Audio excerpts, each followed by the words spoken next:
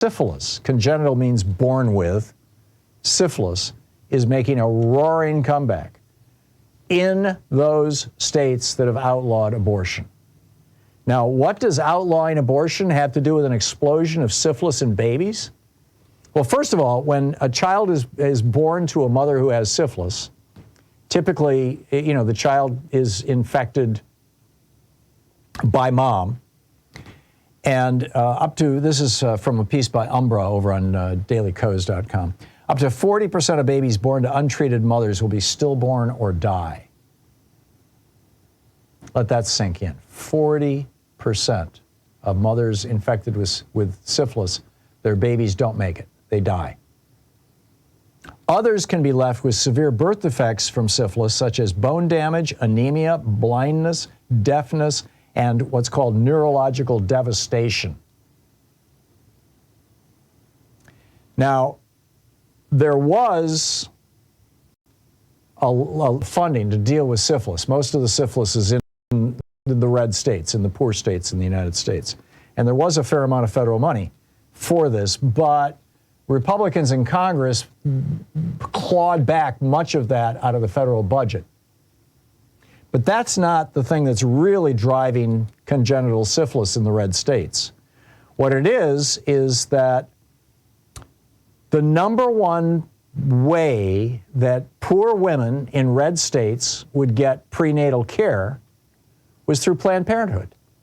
Planned Parenthood, yes, they run abortion clinics, but they also run programs for expectant mothers, and they're free.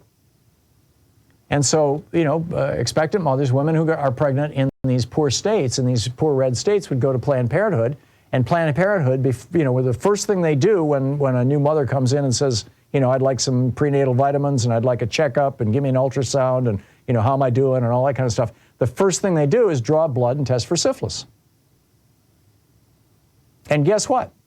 In those states that have outlawed abortion, they have put 61 Planned Parenthood clinics out of business, shut them down altogether. Without the Planned Parenthood clinics, there's no place for these low-income women to go. They don't realize they have syphilis. I mean, it just shows up as a few small sores on the body. And sometimes it doesn't even show symptoms. And 40% of their children are born dead. And the rest are suffering, severe birth defects. Now, are Republicans in these states trying to do anything about this, like reopening the Planned Parenthood clinics or even taking them over and having the state run them as just, prenatal clinics? No, of course not. Republicans don't care about babies once they're born. They only care about them as long as they're in utero, as long as they're inside mom. Because then they're morally pure. Then you don't have to pay for them.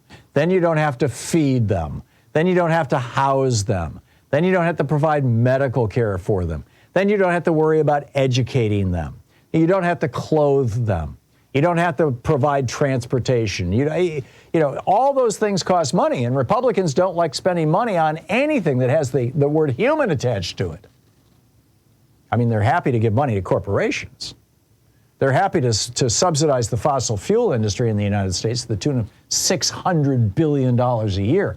But throw a couple $1 million at a Planned Parenthood clinic or a prenatal care clinic in Mississippi? Nah, no way. You kidding? We're the Republican Party. We only give money to rich people. It's just incredible. And we're seeing this literally an explosion of STDs. And, gonorrhea and chlamydia as well. Now, gonorrhea and chlamydia are bad, but syphilis causes these kinds of birth defects that are just devastating. And these rates are exploding in red states that have banned abortion and put Planned Parenthood out of business.